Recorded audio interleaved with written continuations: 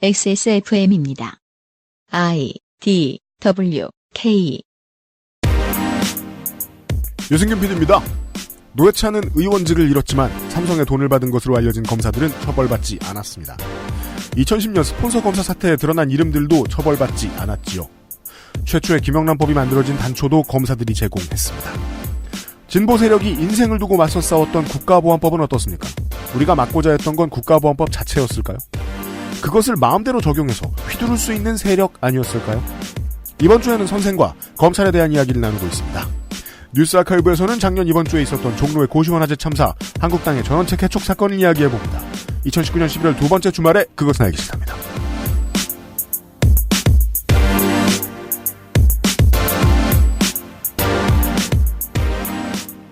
그것은 알기 싫다 341회 금요일 순서입니다. 유승균 PD입니다. 안녕하세요. 윤세민 에디터입니다. 네, 안녕하십니까. 윤세민입니다. 황교안 대표가 마지막일까요? 뭐가요? 정치권에 들어온 공안검사? 오, 좋은 질문입니다. 많을 겁니다. 앞으로도요? 그럼요. 근데 이렇게까지 올라오는 거는 마지막이지 않을까요? 아, 대표? 네. 지금의 한국당의 구도라면 친박 애국 광화문 오프라인 시민들이 지지해줘야 대표가 될 거예요. 해시태그가 되게 많네요. 그게 모든 친박 다시 뭐였죠? 친박 애국 광화문 오프라인 세력 빼고 나머지 모두가 될 거라고 여겼던 오세훈 전 서울시장이 자유한국당 대표가 되지 못한 이유이거든요. 오세훈보다 더 센 카드를 내밀 수 없어요. 없죠. 반박이 그게 안 돼요. 네. 그러면 공안검사들은 앞으로도 꿀 빨 가능성들이 높다라고 저는 봅니다. 그러니까 트럼프 같은 슈퍼스타가 되게 절실한데. 그죠. 막말로에다가. 네. 기업해본 사람. 그쵸. 그렇죠. 어맹푸의 하드코어 버전 같은 것이 나오면 모를까. 네. 앞으로도 지금의 광화문 오프라인 시민들에게는 멘탈 스테이트가 가장 잘 맞는 사람이 황교안 같은 공안검사 출신들일 거라고 저는 믿기 때문에 비슷한 사람들이 나오지 않을까. 더 좋은 점도 있습니다. 민주화 시대 이후에 군인이 된 군인들 중에서도 이런 멍청한 사람들이 있는데 그 군인이 당대표가 되는 것보단 낫다고 생각하거든요. 네. 그 기사 보셨어요? 뭐요? 국대떡볶이 대표 화난 거? 그렇죠. 네. 이유가 아주 저는 마치 우리 교과서에 있던 문학작품 뭐죠? 이해의 선물을 읽는 기분이었어요. 너무 투명해서. 네. 아이와 같은. 내가 우리 엄마 아빠를 좋아한다고 말한 이유는 용돈을 주었기 때문이다. 공천을 주었기 때문이다. 아니죠. 공천을 줄 것 같았기 때문이다. 민주당에 주웠던 사람들 중에도 저런 사람 많다 이겁니다. 네. 실제로 페이스북에 화도 내죠. 공천 좀 달라고. 근데 상당히 많은 사람들이 의로워 보이는 메시지를 내면서 정치권에 들어갈 때 그들을 가급적 의심하는 눈빛으로 보면서 시작하면 좋은 이유를 온몸으로 알려주셔서 너무 고마워요. 네. 아주 문학적인 사건이었어요. 어제와 오늘은 손희상 선생과 함께 검찰에 대한 이야기를 나누고 있었습니다. 잠시 후에 시작하죠. 그것은 알기 싫다는 제주 과일의 가장 달콤한 순간 푸르넥. 자꾸 뒤집어 읽네요. 달콤한 가장 순간. 이달의 PC로 만나는 컴스테이션. 건강한 달콤을 가장한 순간. 단데. 건강한 비움 친구 평산네이처 디메이트. 경기도 김치의 진수 콕 집어 콕김치에서 도와주고 있습니다. 원적에선 복합 건조로 만들어낸 과일 그 이상의 맛. 오감만족 과일 스낵 푸르넥. 고민 없이 케미가 좋은 최신 PC를 만들고 싶을 땐 액세스몰에서 컴스테이션 이달의 PC를 고려해 주십시오. 주식회사 컴스테이션. 튀기지 않았다. 굽지 않았다. 볶지 않았다. 얼리지 않았다. 원적에선 복합 건조로 만들어낸 과일 그 이상의 맛. 오감만족 과일 스낵 푸르넥. 푸르넥. 할로윈 이벤트를 진행했었습니다. 이런 푸르넥이 긴 과자의 날에도 숟가락을 얹습니다. 우리는 이렇게 표현하겠습니다. 11월 11일 농민의 날. 네. 농민의 날에도 숟가락을 얹습니다. 농민의 날엔 푸르넥이죠. 그렇죠. 푸르넥은 길고 얇은 과자가 길고 얇은 과자는 아니지만 어떤 사람들에겐 그것보다 훨 맛있을 수 있거든요. 왜냐? 그럼요. 농민들이 생산을 했습니다. 농민의 날. 농민 만세! 특히 아이들에게 더없이 괜찮은 간식입니다. 건강하기도 하고요. 초콜릿이 묻은 제품이 아니라면 100% 생과일 자체 스낵입니다. 그렇습니다. 11월 11일은 농민의 날입니다. 그렇습니다. 여하튼 감귤, 사과, 화이트 초코, 다크 초코가 총 망라한 세트 패키지를 10% 할인합니다. 이 문장은 앞과 맞지 않잖아요. 초코는 있다. 생과일 스낵을 자랑하더니. 그래서 이거 문장 다시 봐야 돼요. 초콜릿이 묻은 제품이 아니라면 100% 생과일입니다. 그렇습니다. 네. 하지만 초콜릿이 묻은 제품도 10% 할인합니다. 그럼요. 왜냐면 그것도 맛있어요. 초코도 농산품이에요? 그럼요. 네. 외국 농민은 농민이 아닌가요? 그렇죠. 게다가 저 이런 거 되게 좋아해요. 뭐요? 랜덤 푸르넥 제품 하나를 증정합니다. 오, 좋네요. 저 랜덤 좋아하거든요. 그렇습니다. 네. 네. 덕질인이 푸르넥을 사먹을 수 있게 되기를 희망하면서 액세스몰로 가보세요. 그렇습니다. 이렇게 많이 얘기하는데 덕질인 좀 사라. 안 사요.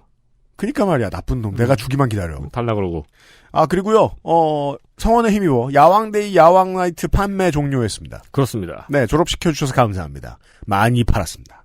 그리고 엔서19, 우리 방송 아니긴 하군요. 엔서19의 시카판테놀 일시 품절됐습니다. 덕질인처럼 예뻐지려고 하시는 분들이 줄을 서 있습니다. 엔서나이틴 시카판테놀은 요파시 광고 상품인가요? 맞아요. 그렇군요. 일시 품절되었기에 알려드립니다. 네. 감사합니다. 조금만 기다려주십시오. 덕질인 관련 에피소드 재밌는 거 있어요. 뭔데요? 마라톤 때 안 나왔어요. 돈만 내고. 돈만 냈어? 네. 아휴. 푸르넥 사지.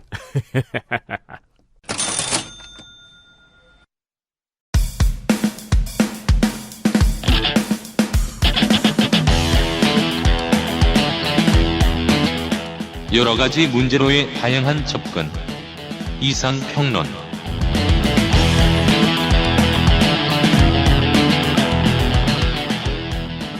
한국인들이 좋아하는 싸움의 기술은 이런 게 있습니다. 몰라, 나 화났다. 이유는 너네가 알아봐라. 물론 그렇게 화를 내는 것도 매우 좋습니다. 좋을 때도 있죠. 화난 게 무서우면 이유를 알아봐 주기도 하거든요. 그치만 이것이 몇십 년에 한 번 있는 거대한 민중봉기 정도의 이벤트라면 모르겠지만 하루에 100건씩 처리되는 그 콜센터의 진상 손님이라면 이야기가 다릅니다. 서로 시작하는 대화의 주제의 지점이 너무 멀어서 접점을 찾기가 어려워요. 문제 때문에 고초를 겪고 있는 사람들도 그 문제의 원인에 대해서 좀 더 깊게 파악해 볼 필요가 있습니다. 이렇게 얘기를 해볼까요? 최저임금 10,000원을 부르짖을 때 우리가 진짜로 원했던 건 노동권의 향상이었어요. 그것을 통해서 급여를 올리든 뭘 하든 많은 걸 해낼 수 있을 테니까. 근데 단어 하나가 너무 섹시하다 보니까 우리는 10,000원에 매몰되는 측면이 있었어요. 쌀직불금은 어땠을까요? 농민의 권익 향상과 시장 보호 혹은 시장의 발전 같은 주제들을 이야기했었어야 했어요. 근데 쌀직불금만 계속 줬어요. 이제 쌀이 많습니다. 국가보안법을 철폐하자고 그렇게 오랫동안 이야기를 해왔습니다. 없어져야 된다. 반드시. 근데 그걸 부르짖으면서 우리가 진짜로 이야기하고 싶었던 것은 국가보안법 아니라 세상 그 어떤 법으로든 우리를 처벌할 수 있는 권한이 있는 사람이 가지고 있는 권력을 조금 해체해보자가 아니었을까 싶습니다. 우리가 억울한 일을 안 겪게 좀 해보자. 본질을 좀 따져보겠습니다. 김정일 가슴 얘기가 아닙니다. 손희상 선생과 함께하고 있습니다. 이번 주에는요. 윤세명 기자도 함께하고 있습니다. 네. 네. 민주화 이후에 YS가 그랬듯이요. 국민의 정부 때에도 검찰에 집중된 권한 자체를 바꾸지는 않았습니다. 그러니까 그때 당시는 이제 이런 어떤 하나 특정한 조직에 너무 많은 권한이 이렇게 있을 때 무슨 일이 발생하고 어떤 식으로 부패가 발생하고 비리가 생기는지를 아직 잘 파악하지 못했어요. 알 수도 없었어요. 단지 그냥 이 조직이 어쨌든 이제 그 유용한 조직이고 그리고 그 검찰 조직에 있는 분들은 다들 그렇게 똑똑한 분들 그렇게 그런 그 훌륭한 분들만 계시니까 사실 그리고 이때까지만 해도 검찰이 역사에서 잘못한 거는 박정희 전두환 때문. 그렇죠. 그런 느낌이죠. 걔네들을 날려 보냈으니까 이제 검찰도 제 할 일 하겠지. 라는 느낌. 네, 라는 느낌을 아직 가지고 있을 때였죠. 네, 그래서 인사 개편 등으로 신복을 심고요. 정확히는 그 대통령과 같은 지역 출신들을 핵심 요직에 앉히고요. 여러 가지 시료가 필요합니다. 문제가 무엇인지 정확히 알아보려면. 그래서 실험을 여러 번 해봐야 돼요. 네. 개혁이라는 게 이걸 개혁하겠습니다라고 해서 답안이 바로 확 나와 있는 경우가 생각보다 많지 않습니다. 아무 문제점도 파악이 안 된 상태에서 김대중, 그러니까 저 국민의 정부가 해봤던 실험은 그러면 인사 코드를 바꿔보자 네. 정도였어요. 그렇게 함으로써 검찰을 관리하려고만 했습니다. 그랬더니 법조 비리 사건이 계속 터지는 거죠. 의정부 검찰 비리, 대전 검찰 비리 사건 등등이 연달아 터졌습니다. 검사가 자기가 담당한 사건의 피의자에게 변호사를 소개시켜줘요. 이 변호사 괜찮은 변호사야. 사건 잘해줄 거야. 그러면 그 변호사는 알선 소개비 명목으로 검사에게 돈을 줍니다. 거액의 돈을요. 물론 그 돈은 피의자의 주머니에서 나오죠. 그러니까 그렇죠. 그렇게 소개를 시켜주는 피의자는 보통 일반 사람들이 아니고요. 경제사범이거나. 그 검사가 나의 적수로는 이 변호사가 어울리는군. 이러면서 소개시켜준 거군요. 네. 돈이 많고 빵빵한 사람에게 소개를 시켜줍니다. 플로이드 메이웨더와 코너 맥그리거의 경기에 대한 저의 감상은 그랬거든요. 대지구 사기극이다. 결국 그 두 선수는 돈을 벌었어요. 네. 기소를 하느냐 마느냐, 수사를 하느냐 접느냐, 이 자식의 죄가 무엇이냐를 검사가 결정을 하는데 결국 피의자가 변호사를 통해 검사에게 돈을 먹여서 재판에서 벗어나거나 재판을 유리하게 구입할 수가 있는 거죠. 네. 후진국형 법조비리. 근데 법조비리 사건이 알려졌을 때 변호사는 검사에게 로비를, 혹은 검사가 아니라 뭐 판사까지 포함해서 판검사들에게 로비를 한 죄로 쬐끔 콩밥을 먹었어요. 쬐끔. 네. 콩 3알 정도. 하지만 검사들은 사법 조치를 당하지 않았습니다. 어떤 검사도요. 대전 법조비리 사건이 터졌을 때에는 비리검사 25명, 뭐 이렇게 그 당시에 지목이 됐었던 것만 25명이었어요. 25명 중에서 6명이 사표를 내고 땡이었습니다. 그리고 나머지 중에 한 7명인가 정도가 무시무시한 징계를, 솜방망이라고 불리우는 징계를 받았고요. 그건 정말 무시무시해요. 네, 구두로 불러다가 이제 검사장이 불러다가 그렇게 살지 마. 네. 끝입니다. 받아란 나의 솜방망이. 네. 그렇게 뇌진탕이 옵니다. 무시무시하게. 네. 그렇게 아무도 사법 조치를 당하지 않은 이유가 왜냐하면은 검사가 잘못했대요라고 고발을 하려면 누구한테 어디다가 그걸 고발을 합니까? 그걸 검찰에다가 하죠. 검사한테. 네. 그러면 내가 잘못했네. 내가 나 스스로를 수사를 해야 되겠구나라고 그렇게 하게 되잖아요. 그렇습니다. 그러니까 검찰은 이미 그때 알고 있었던 거죠. 이제 총칼을 든 군인들도 없고 잘못을 해도 처벌받지 않는다. 왜냐하면 잘못을 했는지 안 했는지를 내가 판단하니까. 그러니까 막 나가도 되겠다. 라고 판단을 합니다. 99년도가 됐을 때는 신동아 그룹의 회장이 잡혀가요. 잡혀가니까 법무부 장관의 부인하고 검찰총장의 부인이 신동아 회장의 부인을 불러서 삥을 뜯습니다. 그렇죠. 회장 부인이 스스로 모피코트라든지 비싼 옷 같은 것, 그런 것, 막 명품 같은 것들을 스스로 이제, 우리 남편 풀어주세요라고 갖다 바친 게 아니고요. 검찰총장 부인이 회장 부인을 불러다가 뜯어간 겁니다. 그렇습니다. 그거를 회장 부인이 언론에 직접 흘려요. 내가 되게 고가의 명품 사치품 같은 것들을 검찰총장 부인에게 선물로 줬다라고 처음엔 그렇게 흘립니다. 이상하잖아요. 네. 그럼 그 기자들이 캐보겠죠. 그렇게 해서 그게 사건이 조금씩 이제 터져가지고. 검찰을 그 당시에 이제 그렇게까지 사건이 커질 수 있었던 이유가 지금 설명해드리는 요겁니다. 검찰을 그냥 내버려두고 있던 입법부지만 입법부의 입장에서도 이 사건은 큰 것이 기업이 걸리면, 자기들 지갑 가진 사람이 걸리면 일단 언론이 더 시끄럽게 굴어주고 네. 국회가 나서지 않을 수 없게 된 겁니다. 네. 원래는 계속 소극적이었을 텐데. 네. 그래서 국회에 청문회까지 열리죠. 앙드레 김봉남 씨도 네. 그때 막 증인으로 나와가지고 그때 막 증언도 하고 그랬습니다. 그때 사실 이 앙드레 김 씨는 아무 잘못도 없는 사람인데 그냥 그 옷을 팔았을 뿐인데. 네, 나와서 그러니까 이름을 밝히는 것이 본인에게 굉장히 컴플렉스였는데 그런 수모를 당했죠. 그 검사 뇌물 광합 혹은 뇌물 수수 사건. 네. 요 정도로 이름을 짓는 게 좋았을 텐데 무슨 이유였던지 당시에는 그저 옷 로비 사건이라는 네. 실체를 알 수 없는 이름으로 불리웠습니다. 네. 그랬는데 그건 결국 그냥 선물이었던 것 같은 식으로 결론이 납니다. 제가 누군가한테 지금 오프화이트 매장에 가가지고 네. 제값을 주고 옷을 사다 선물해주죠. 네. 아, 죄송합니다. 제가 이렇게 비인간적인 사람입니다. 전 그러고 싶은 사람이 없습니다. 보통 좋아하지 안 돼요. 내가 카톨릭인데 교황님 오시면 내가 네. 한 번쯤 버지라블로의 옷을 한번 아니 근데 그 사람이 고려해보겠다. 그걸 하나만 사주면은 한 10년 무이자로 10억 꺼주겠다.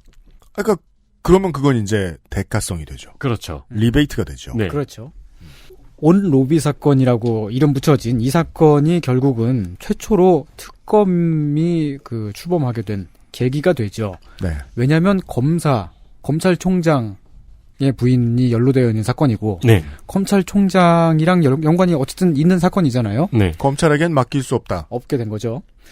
결국 그런 일들이 자꾸 발생을 하니까 DJ 때부터 검찰 개혁의 논의가 시작된 것입니다. 방금 말씀드린 모든 일들이 90년대 말에 벌어져서 네, 집중적으로요. 2000년대 판결이 솜방망이로 났었습니다. 네.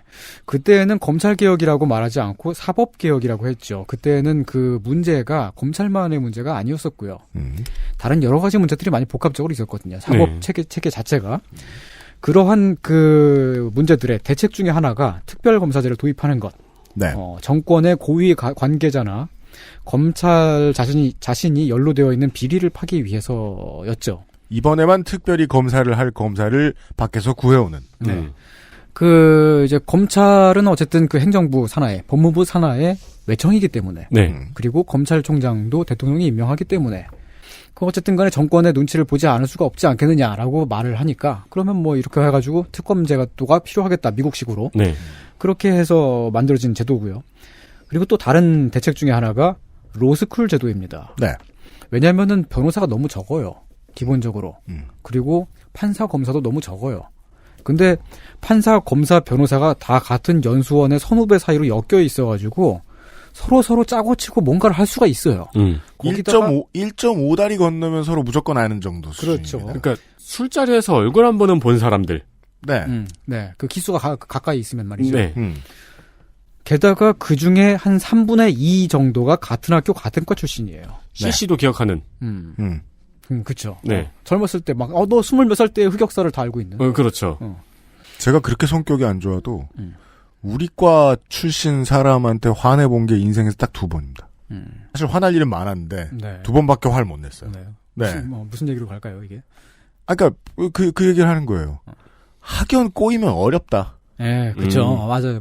예. 근데 무슨 이야기 했어요, 그럼 내가? 아니, 그러니까, 뭐 때문에 화를 냈는지를 이제 설명하실 줄 알았죠. 치졸하게. 네. 내 하이테크 펜을 떨어뜨렸다든가. 그러니까 그 대학 때부터. 펜 끝부터 떨어뜨려. 네, 펜 끝부터. 그때는 뭐, 불매운동 전이니까요. 화날 법하네요. 그럼요. 네. 근데 그 대학 때부터 그 앞으로의 인생이 계속해서 이제 그 선후배 동기들하고 쭉 같이 가는 그런 몇몇 계열들이 있잖아요. 예를 들면 간호학과 같은 경우에 그 대학을 나와서 그 대학병원에 취직을 해서 간호사로 쭉 살게 되고 그러면은 그 조직을 벗어날 수가 없죠. 네. 그 기수, 그런 그 문화, 그런 것들을 벗어날 수가 없죠. 태권도학과.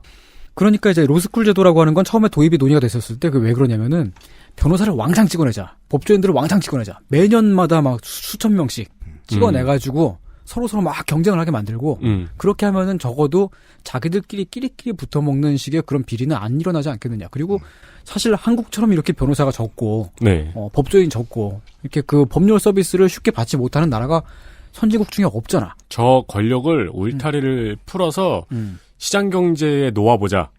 라고 해가지고 도입을 했는데 로스쿨이 생각보다 학생 수를 그렇게 늘리질 않았어요. 그래가지고 그냥 결국 보면은 그 사법 시험 할 때하고 비교해서 그렇게 많이 늘어나지 않았는데 그 돈을 많이 낸 사람들이 들어가게끔 뭔가 그런 식의 어쨌든 개혁이 실패를 하거나 혹은 약간의 부작용이 일어날 수도 있는 사례 중에 하나입니다. 어쨌든 그러한 그 대책들이 있었고요.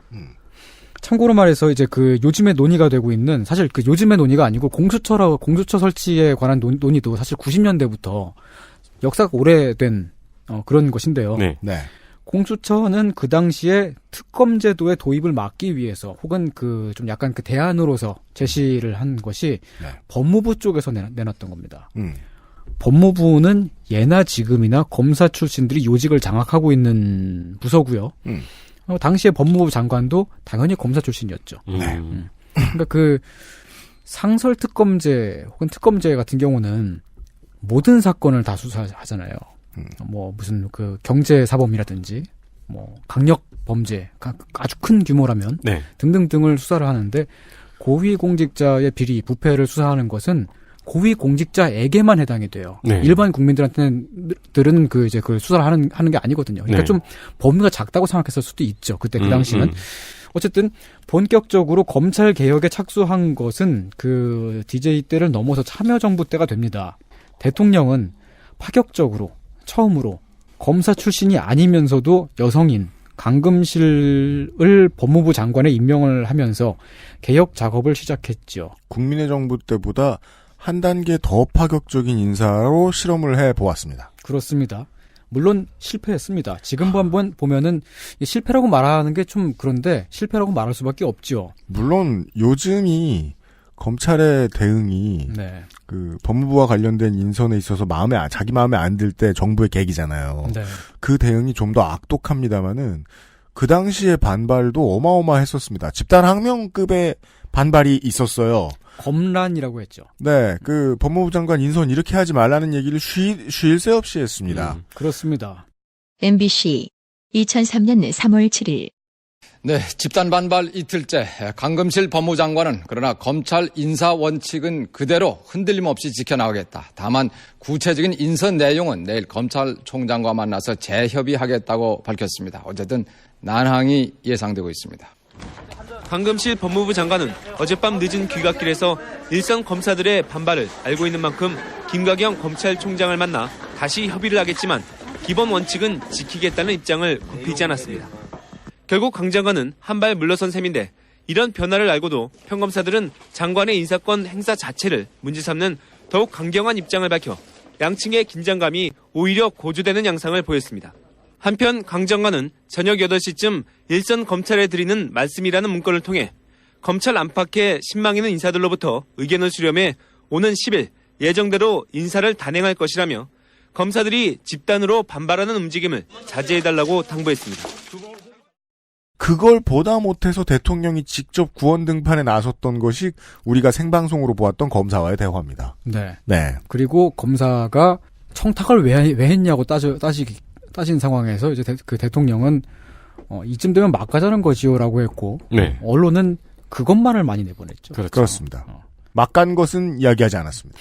2005년도가 되었을 때 삼성 X파일 그러니까 이건희 회장이 친척지간인 홍석현 중앙일보 회장을 통해서 검사들한테 돈을 먹였다는 거를 안기부가 도청을 했던 그 녹취 파일이 있었어요. 그 녹취 파일이 나왔습니다.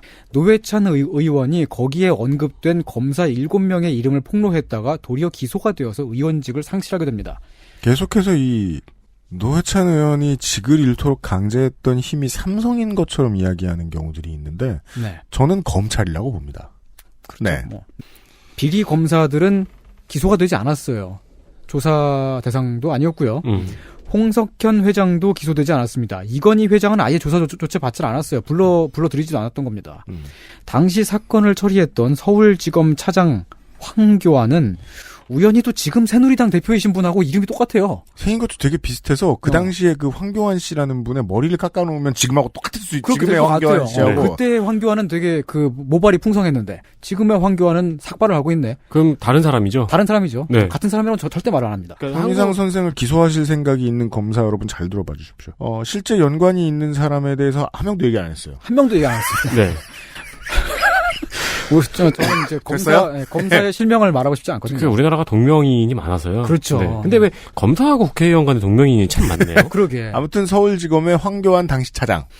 이후에도 법조 비리 사건들이 연달아 일어났습니다. 그 검찰 개혁이라고 하면서 이제 그때 드라이브를 걸었었지만 결국 그 정권 차원에서 성공하지 못했던 거죠. 법조 비리 사건 터졌던 큰 사건 몇 개만 언급을 하자면 2005년도에 윤상림 게이트라고 있었습니다. 법조 브로커가 형사사건 피의자한테서 돈을 받아서 그 돈을 담당 검사와 판사 등등에게 떡값이라든지 명절 선물이라든지 하는 명목으로 전달을 한 사건입니다. 네. 아들내미가 이번에 결혼한다면서요. 그 결혼 축의금입니다라고 이런 식으로 전달을 해요. 하지만 그 앞뒤에 이 재판을 어떠하게 해달라 혹은 이러이러한 피의자가 있는데 잘 좀 봐달라라고 하는 부탁이 반드시 들어가지요.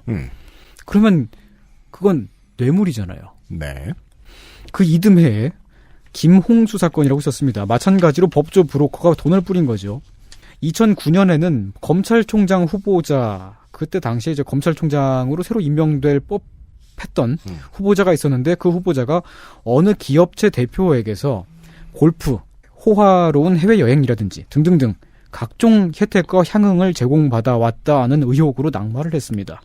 스폰서 의혹이라고 불렸죠. 네. 그 이듬해에는 실제로 스폰서 검사 사건이라고 이름 붙여진 사건이 터집니다. 이제는 중간에 브로커를 끼지 않고요. 기업체들의 대표들로부터 여러 가지 특혜를 직접 받습니다. 검사가요. 우연히 또 그 스폰서 검사 의혹을 받았던 부산지검장은 나중에 새누리당 예비 후보로 출마를 하셨던 박기준 씨와 이름이 같습니다. 네. 이름만 같을 뿐이에요. 아니에요. 고향도 같아요. 아, 네. 그래요? 얼굴도 아니, 비슷하지 않아요? 그 사람이 제가 알기로 울산 출신인데 네. 울산은 또 인구가 많잖아요. 아, 그렇죠. 박기준 2명 있는 건 아주 쉬운 일입니다. 그렇죠. 뭐. 실제로는 더 많겠죠. 울산의 박기준 씨는. 그렇죠. 네. 나이가 같은 박기준이라고 하더라도 굉장히 많을 거예요. 네. 울산의 박기준 씨 안녕하세요. 그 검사가 되는 사주하고 국회의원이 되는 사주하고 비슷한가 보네요. 아, 그런가 봐. 네. 비슷한 팔자를 타고 났나 그러니까 봐요. 같은 날, 같은 일, 같은 시에 태어난 같은 이름이 검사가 되거나 국회의원이 되거나 비서실장이 되거나 출마하거나. 네. 네. 아무튼 박기준은 지금도 연관 검색어로 AKA 스폰서 검사 네. 이렇게 나오는데요. 네. 네. 같은 사람이 아닐 수도 있고 뭐 같은 사람이라고는 말을 안 하고요. 그런 사건들이 자꾸 터지는 게 무엇을 의미하느냐? 이게 단순히 몇몇 검찰, 몇몇 검사들이 비리를 저질렀다. 그러니까 걔네들이 나빴다. 이런 정도가 아닙니다. 상식적으로 기업체가 왜 평소에 여러 가지 편의를 제공하면서 검사들을 관리를 하겠어요. 네. 그것도 드러내놓고는 못하니까 회사 돈을 빼돌려서 비자금을 조성하고 그걸로 막 이렇게 하면서 그렇게 해가면서 당연히 그건 나중에 무슨 일이 생겼을 때에 수사나 기소를 피할 수 있기 때문이지요. 그렇죠. 그리고 무슨 일이 생길 법한 일을 하기 때문이기도 하겠죠. 그럼요. 그리고 또 왜 사채업체라든지 뭐 조직폭력 쪽에 계신 분들이 수억 원씩의 돈을 들여서 법조 브로커를 기용을 하느냐. 검사를 매수해서 수사나 기소를 피하거나 또는 최소한 형량을 크게 줄일 수가 있기 때문이겠지요. 그래서 이게 이런 것을 상상하는 게 어렵지 않습니다. 그게 뭐 폭력배 출신으로 나중에 이제 땅 많이 가진 뭐 이런 사람이 되느냐 아니면은 기업체를 키운 기업주가 되느냐 이런 사람들이 자기 자식 중 하나를 교육을 통해 검찰로 크게 하는 이런 노력들을 많이 합니다. 그렇죠. 딱 그 얘기가 범죄와의 전쟁이잖아요. 영화. 그렇죠. 최민식. 네. 검찰로 컸잖아요. 그렇죠. 잉글리시 이즈 파워. 그건 그렇게 되는 거는 다시 말해서 재판을 돈으로 살 수 있다는 걸 의미합니다. 재판을 조작할 수 있다는 걸 의미합니다. 요직에 있던 검사나 판사들이 퇴임 후에 혹은 중간에 어쩌다가 사표를 좀 일찍 쓰게 되는 경우라고 하더라도 대형 로펌에 어마어마하게 비싼 상식적으로 말이 안 되는 비싼 몸값을 받고 들어가고요. 네, 그렇죠. 낙선하면. 또는 대기업의 사회이사로 들어가기도 합니다. 출퇴근 같은 거 하지 않습니다. 그냥 이름 걸어놓고 수억에서 많게는 10수억까지 되는 연봉을 받습니다. 보통 사회이사는 이사회에서 이제 외부인으로서 보여줄 수 있는 시각을 대변하는 역할을 해준다거나 아니면 실제로 명망이 있는 사람들 중에 그 회사의 이미지에 도움이 될 수도 있는 반광고 모델 이런 사람들한테 주어지는 자리예요. 그렇죠. 근데 검사나 판사는 그 둘 중 어느 것에도 해당되기가 좀 어렵다고 저는 봅니다. 해당될 수도 있겠지만 다른 이유가 더 큰 거죠. 그렇게 가는 것을 전관예우라고 하는데 우리가 그저 전관예우라고 하는 거를 높은 사람들이 일도 안 하고 막 혹은 일을 적게 하고서도 불공정하게 돈을 많이 갖기 때문에 우리가 이제 뭐라고 하는 게 아니죠. 상식적으로 로펌이나 대기업이 그들을 왜 기용을 하겠습니까? 그것도 어마어마하게 많은 돈을 들여가면서 말이죠. 그러니까 전관예우는 스포츠 선수들하고 달라요. 다릅니다. 고비용이 들어가면 먹튀가 없습니다. 그렇습니다. 네. 상식적으로 돈을 그렇게 많이 쓰고 그러면은 그만한 뭔가가 오지 않으면 기업체는 이제 합리적으로 합리적으로 판단했을 때 그렇게 움직이지 않게 됩니다. 그건 뭐냐면은 그들을 통해서 실제로 재판을 움직일 수가 있게 되기 때문이죠. 같은 얘기 지금 한 5번째 하고 있어요. 현재 그 사법 체계의 문제는 단순히 비리, 부패, 뭐 무슨 막 어떤 사람들이 약간 좀 썩었다, 혹은 어떤 사람들이 어떻게 하더라, 네. 라고 하는 데서 그치질 않습니다. 재판을 거래할 수가 있습니다. 그런데 그 많은 법조 비리 사건들 중에서 최종적으로 돈을 받은 혹은 주식이나 명품이나 기타 등등등으로 받은 검사들은 아무도 처벌받지 않았습니다. 사법적으로 말이죠. 제가 기억하기로 딱 한 명 정도가 있었는데 그건 정확히 말해서 좀 법조 비리 사건이라고 좀 말하기 약간 어렵고요. 절도 혐의로 조사를 받으러 온 20대 초반 여성을 그 자리에서 담당 검사가 강간을 했던 사건이 있었어요. 그 여성이 성폭력 상담소에 가가지고 그 성폭력 상담을 받으면서 그 사건이 외부로 알려졌는데, 이거는 법조 비리가 아니고 그냥 성폭력 사건이네요. 검사가 사법 처리를 받은 거의 유일한 예예요. 그래서 지금 말씀드립니다. 사건 때 이제 그 비난 여론들이 마구마구 일어났고요. 네. 그 검사는 재판에 회부가 되었는데 성폭력이 아니라 뇌물수수로 유죄를 받았어요. 성폭행이 아니고 뇌물수수. 그러니까 그 여성이 몸으로 뇌물을 주었다라고 간주가 된 것이죠. 네, 이것은 그 법 해석이 가능할 수 있었던 사고 체계는 짧게 줄이면 검사가 되게 얼마이티해서 모든 권력이 다 있기 때문에 검사에게 들어오는 모든 것은 뇌물이라고 봐야 한다라는 사고 체계는 아니었을까라는 생각도 살짝 해보긴 했었어요. 그것도 그렇고 이 재판 결과는 결과적으로 검사의 명예를 지켰네요. 그리고 형량도 많이 줄였죠. 네. 저는 그때 2012년이었나요? 그때 그 보면서 그때도 제가 언론에 제목 짓는 버릇에 불쾌감을 느꼈었는데 성추문이라고 얘기했었어요. 네, 추문이라고 했고. 이거 강간인데? 네. 여튼. 네. 그런데 그 정도의 사건조차도 그 검사가 초임 검사, 그러니까 1년차, 지금 막 임용이 된 검사였고, 네.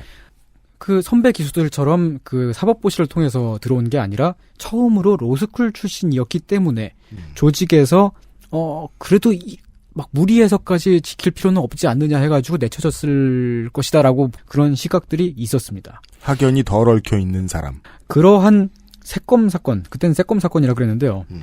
와 비슷한 시기에 벤츠 여검사 사건이라고 하는 것도 언론 보도를 통해서 알려졌었습니다. 그렇습니다. 변호사가 어떤 변호사가 있어요. 그리고 그 변호사랑 아주 몹시 친밀한 매일매일 거의 매일마다 문자나 전화를 주고받는 어떤 검사 한 분이 계셨습니다. 그 변호사가 자기가 맡은 사건 피의자의 사정을 검사에게 전달을 합니다. 그러면 그 검사가 그 사건을 담당한 다른 검사 또는 그 사건을 맡게 될 판사에게 그 얘기를 또 전해줘요. 그렇죠. 이러이러한 사람이 있었는데 검사가 중간 브로커 역할을 한 거죠. 네, 슬쩍 얘기를 전해줍니다. 그러고는 그 검사는 변호사한테 명품 가방 값이라든지 하는 것들을 노골적으로 직접적으로 요구를 합니다. 백값 줘요. 네, 라고 그런 그때 그 당시 그 문자 주고받았던 게 네. 공개가 됐었죠. 네. 가방 정도만이 아니고 벤츠 가방을 보내준 판매자인 것처럼 행세하죠. 중고나라요? 네, 그러니까요. 발송했습니다가 왠지 앞에 나올 것 같고. 그렇죠. 네, 백값 줘요. 송장 찍어서 보냈습니다. 예. 근데 그게 뭐 가방 정도가 아니고 벤츠 승용차 같은 것까지도 받았기 때문에 그때 이제 그 사건이 이제 그 벤츠 검사라고 보도가 됐었는데요. 네.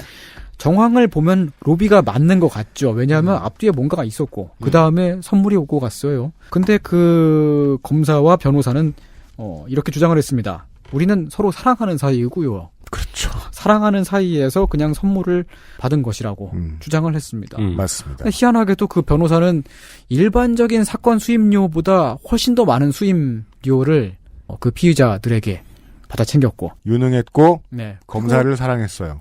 피의자들에게 받은 돈으로 선물을 사줬어요. 네. 정말 깊은 사랑이었나 봅니다. 그렇습니다. 결국은 대법원에서 무죄를 받았죠. 대가성을 입증할 수가 없다라는 이유였습니다. 그렇답니다. 네. 결국 그 사건이 사랑한다면 대가성이라니. 결국 그 사건이 청탁방지법, 이른바 김영란법이라고 하는 이 법률이 만들어진 계기가 되지요. 그렇습니다. 대가성을 입증하지 못하더라도 고액의 선물이 오가면은 그거 자체를 뇌물로 간주하는 법률이지요. 그러나 빠져나갈 구멍은 많았습니다. 왜 넥슨이 우병우 처가의 건물을 갑자기 어마어마한 가격에 사들였겠어요. 그것도 그 건물을 매입하기 위해 비자금을 조성하고 그렇게 하기 위해서 그 회사 돈을 빼돌리느라고 서든어택2 같은 망게임을 만들어가고 그 당시에 추측 중에 돈의 액수로 볼 때 가장 합리적인 추측은 그 땅에 유전이 있는데 그걸 넥슨만 안다 였습니다. 기름이 터지나? 네. 사실은 간단하죠. 매수하는 거죠. 돈을 모아서. 네. 근데 그 돈을 먹이는 그냥 이렇게 드세요 하고 주면 안 되니까 여러 가지 방법이 동원이 되는 거죠. 그렇죠. 사랑을 한다든지. 네. 건물을 그냥 우린 그냥 정당하게 그냥 건물을 서로 거래를 했을 뿐이에요. 단지 네. 조금 내가 비싸게 샀는데 아이고야. 비싸게 사는 건 내 맘이지. 그렇지. 사랑을 하는 것도 내 맘이고. 내가 바가지를 썼을 뿐이에요. 네. 그 있잖아요. 내가 기분 안 나쁘면 되는 거 아니에요? 맞아요. 내가 내 돈 주고 사겠다는데. XSFM입니다.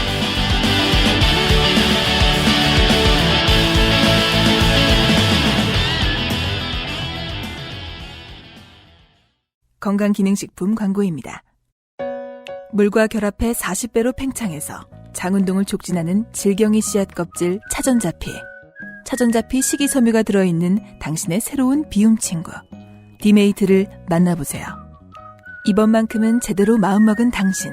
과식과 야식을 피할 수 있다면 가르시니아 캄보지아 추출물이 함유된 건강한 비움 친구. 디메이트가 도움을 드릴 수 있습니다. 식사 조절, 운동, 수분 섭취, 그리고 비움 친구 디메이트. 평산네이처. 콕 집어 콕. 믿어도 되는 김치를 찾을 땐 콕 집어 콕. 햇서 빙진 김치. 재료부터 공정, 유통까지 안심. 직접 구매한 재료로 만드니까요. 그러니까 김치가 생각날 땐 콕 집어 콕. 지금 유리한 가격대의 부품, 지금 가장 핫한 하이엔드 장비, 아니면 고장 리포트가 적은 부품으로 이루어진 사무용 PC까지 당신이 찾는 데스크탑을 상담 없이 구입할 수 있는 기회, 액세스몰에서 컴스테이션 이달의 PC를 찾아주세요. 주식회사 컴스테이션.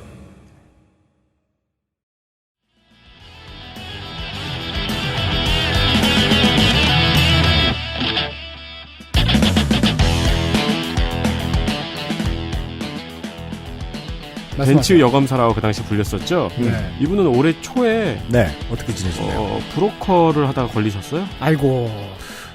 원래 사랑이 식은 거예요. 그러니까 이제 브로커는 아니고 변호사 명함을 무단으로 제작해가지고 법률 자문을 해주는 대가로 돈을 받고 다녔네요. 타이틀은 법률 자문이네요. 네. 돈을 받았겠죠. 누군가에게 전달도 했을 겁니다. 네. 용병이 직업상 어울리는 사람들이 있긴 있어요. 그러니까요. 본인도 소지를 찾았나 보네요. 그때 한번 그래놓고 보니까. 근데 사랑이었을 수도 있어요. 지금도 그냥 사랑일지도 모르죠. 네. 청취자 여러분, 사랑을 다 믿으십니까? 네. 사랑은 자기 입장 따라 하는 거니까. 지금 사랑이 중요한 게 아닙니다. 그게 중요한 게 아니죠. 네. 서든어택 2가 문제입니다. 네. 게임이 망했어요, 진짜. 진짜 그렇게 재미없는 게임 못 봤어. 그렇습니다. 돈이 합리적으로 가지 않았고, 넥슨은 괴로워졌다. 네.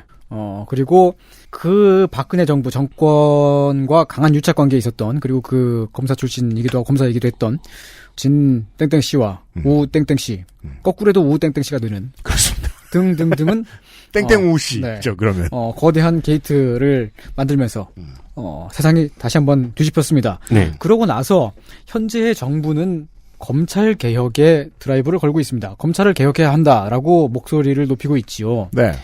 또 대단히 많은 수의 시민들이 거기에 호응을 해서 서초동과 여의도에서 촛불을 들기도 했습니다. 광화문에서는 찬검 시위가 있었죠. 네. 네. 사상 최초에. 네, 사상 최초로 태극기를 좋아하시는 분들이 윤석열 총장을 빨기 시작했습니다. 네. 그 전까지는 그렇게들 막 이렇게 싫어하시더만. 그래서 장지원 의원이 국정감사에서 그 얘기도 했어요. 우리가 언제부터 이렇게 친했습니까? 우리는 원래 적이었어요. 막 그랬어요. 네. 네. 역시 그 랩을 잘하는 것도 그 아버지로부터 온 건가 봐요. 검찰이 그래서 광화문 시위가 독특한 지점이 그거라는 거예요. 아니 무슨 이제 얘기들 합니다. 서초동 시위를 보면서 어떻게 친이 시위가 있냐. 늙은 빨갱이들은 신기해해요. 그게 말이 되냐. 근데 그 성격을 보려면 광화문을 들여다봤어야죠. 어떻게 친검 시위가 있습니까? 그걸 이상하게 봐야 그게 더 이상하지 않나요? 그러게요. 검 그렇죠. 뭐라고 그게. 네. 검찰이 영원히 권력을 다 가져라. 여튼 내가 네. 기분 안 나쁘면 됐다. 예. 여튼 왜냐하면 검찰이 자기 맘대로 할 때는 박근혜 대통령이 잘 지냈거든요. 네. 그들의 가장 합리적인 이유는. 여튼 전임 법무부 장관을 둘러싼 갈등이 그렇게 서초동 여의도와 광화문으로 나뉘어서 이제 지금으로 왔습니다. 계속 이어졌어요. 그래서 이제 어떤 분들은 피로감을 느끼시기도 합니다. 왜냐면은 지금 벌써 몇 달째요, 이게. 그래서 사람들이 전체적으로 이게 21세기 사람들이 체력이 안 좋고 또 잘 피로해져요. 아니 근데 뉴스를 보면은 아침, 점심, 저녁 이제 TV 뉴스는 계속 똑같은 말을 반복하는데 아까 봤던 얘기가 어제도 나오고 그저께도 나오고 그저께도 나왔던 얘기가 계속 하고 있고. 그게 이제 식당들에서 네. IPTV를 신청을 할 때 제일 싼 것들로 신청을 하시잖아요. 집에서는 비싼 걸 해도 식당은 제일 싼 걸로 하시잖아요. 종편밖에 못 봐요. 종편밖에 못 보거든요. 제가 제일 싼 걸로 신청을 해봤는데 종편밖에 못 보겠더라고요. 아니에요. 그래도 디스커버리 채널 같은 건 볼 수 있다. 없어요. 없어? 없습니다. 디스커버리 아시아도 없고? 1분밖에 못 봐요. 그래요? 네. 샘플만 나와요. 그래서 BBC 다큐멘터리도 없고? 네. 그래서 히스토리 채널도 안 나올걸요? 진짜로 홈쇼핑 아니면은 종편밖에 못 봐요. 그래서 볼 게 없습니다. 저도 공중파에 재밌는 거 안 하면은 홈쇼핑에 내가 사고 싶은 거 안 하면 진짜 종편을 이렇게 보고 있어요. 하긴 식당 갔다가 홈쇼핑 하고 싶진 않아요. 그렇죠. 먹으러 갔다가. 네. 식당에서 다 같이 홈쇼핑 보면서 밥 먹으면 재밌어요. 내가 밥 거기서 먹지 않았어도 내가 다음 달에 터키 여행 안 가도 되는데 이러면서 후회하고 싶지 않다고. 그렇군요. 그러면 이렇게 집에 하루 종일 있으면 저도 종편을 이렇게 보고 있게 돼요. 그렇구나. 그래서 파이어스틱 TV 이런 것들 잘 활용해야 돼요. 그러니까요. 여튼 어쨌든 너무 그렇게 빵빵빵빵 매일매일마다 같은 이야기만 막 반복되고 나오니까 피로감을 느낀다는 사람도 있어요. 많습니다. 그런 분들이. 그리고 왜 그렇게까지, 그러니까 이렇게까지라고 하는 거는 정말 이렇게까지 피곤한데 이렇게까지 개혁이 필요한 것인지 잘 와닿지 않는다는 분들도 꽤 계시죠. 현재의 검찰 개혁론을 진단하는 여러 가지 생각들 가운데는 이것이 단순히 고위직 상층부들 간의 권력 다툼에 불과하고 검찰 개혁 같은 것은 그냥 이 정권이 이 정부가 권한을 더 강화하고 더 이렇게 중앙 집권적으로 만들기 위한 어떤 추상적인 명분쯤에 불과하지 않느냐라고 하는 평가가 있습니다. 네. 선배들은 그렇게 오랫동안 국가보안법과 싸웠고 그 싸움이 이제 실체에 접근하는 순간이 왔는데 그 직계 후배라고 볼 수 있는 사람들이 피로감을 외치고 있어요. 거기다가 이제 그렇게 싸워왔다고 하는 선배들이 이제 잘 먹고 잘 살고 있는 것 같은데 라는 거죠. 잘 먹고 잘 살고 있는 것 같은데 왜 또 다른 어떠한 진단으로는 사실 제가 이게 좀 이렇게 되게 꺼리고 듣기에 싫은 이야기이기도 한데요. 현 정부 혹은 현 정부의 지지자들이 단순히 노무현 트라우마 때문에 저렇게까지 매달리는 거 아니냐라고 하는 그런 이야기도 있습니다. 그런 이야기를 많이 하시는 분들은 일단 노무현 트라우마가 없는 분들이에요. 그리고 그 노무현 트라우마는 단순하지 않아요. 그리고 세상 모든 트라우마는 벗어나기 위해서 원인을 찾아가는 여행을 하거든요. 사실 근데 저 같은 경우는 서거 당시에 그때 한국에 있지 않았기 때문에 뭐 그런 실시간 뉴스 같은 것도 보지 않았고 나중에 알았거든요. 네. 그래가지고 별로 그렇게 그런 어떤 감각 같은 게 잘 없어요. 다른 사람들이 가지고 있는 어떤 공통 감각이라고 해야 되나 그런 게 저한테 좀 없어요. 그러니까 그날 오전에 나라가 느꼈던 충격을 모르셨던 거군요. 저는 이 얘기를 할 수 있어요. 이제 방송에서 처음 해보네요. 저는 노 대통령 서거일 당시에 대검찰청에 있었어요. 에디터 제가 이 얘기 한 적 있습니까? 잠깐만. 전에 내가 비슷한 이야기를 들었던 것 같기도 한데 사석에서 들었는지 방송에서 들었는지 잘 기억이 안 나요. 왜냐하면 아는 사람이 대검찰청 웨딩홀에서 결혼을 했거든요. 얘기했습니다. 네. 그래서 봉투 주러 갔었어요. 네. 근데 그날 있었고 그날 그 안에 한번 들어가 봤고 가장 가까이 최근에 간 게 서초동 집회 때였어요. 저는 이제는 이 말을 마음 편하게 할 수 있어요. 그때 그날의 공기가 다시 여기로 모인 건 맞구나. 다만 이 트라우마는 뭐라고 설명할 수 있냐면 트라우마를 가진 사람들은 그 트라우마를 이겨내기 위해서 원인을 찾는 여행을 합니다. 그 여행의 한 종착지였던 거예요, 여기가. 검찰 권력이 있는 곳 앞. 네. 하여튼. 네. 그리고 또 어떠한 진단 가운데는 왜 지금 검찰 개혁을 하느냐라고 하는 그런 것도 있죠. 검찰 개혁 자체를 반대한다고는 하지 않습니다. 그런데 이렇게까지 온 나라를 들썩이게 만들면서까지 해야 되느냐?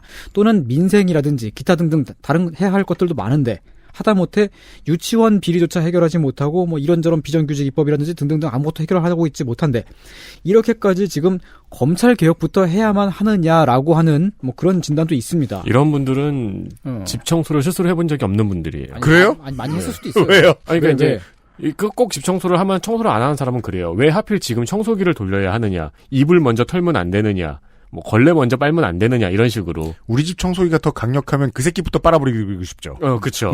네. 네. 나중에 꺼내주기로 하고. 내가 너무 과하다. 네. 내가 너무 과하다. 네.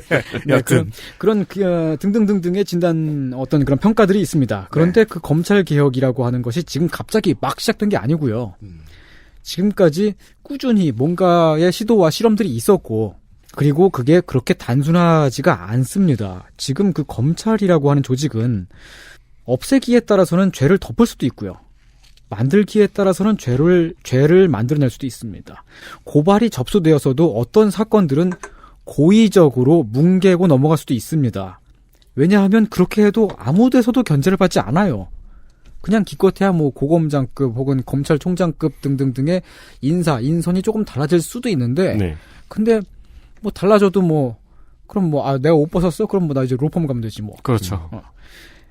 그렇게 되니까요. 그러니까 무서운 게 정말로 없죠. 그러니까 법조인들 우리 보다 보면 제일 부러운 게 그거잖아요. 그만두면 변호사 하는 거. 네. 그러니까 진짜로 무서운 게 별로 없는 것 같은. 네. 그것이 그냥 그 검찰에게 너무 많이 권한이 집중되어 있다. 그러니까 시스템을 이렇게 저렇게 바꿔야 한다라고 하는 그런 수준의 추상적인 이야기가 아닙니다. 그렇게 되어 있기 때문에 재판을 돈으로 살 수가 있게 되어 있고 그렇다면 사법 기능이 이미 정상적으로 작동하지 않는다는 뜻이죠. 21세기에 있는 국가가 OECD에 가입되어 있는 지금 얼마 전에 이제 우리가 그 개도국 지위도 벌었다 그러잖아요. 선진국이 되었다고 하는데 네. 그런 나라가 말이죠. 청취자 여러분 누구라도 재판을 받게 되었을 때에 최대한 공정하고 합당한 판결이 내려지기를 바라실 겁니다.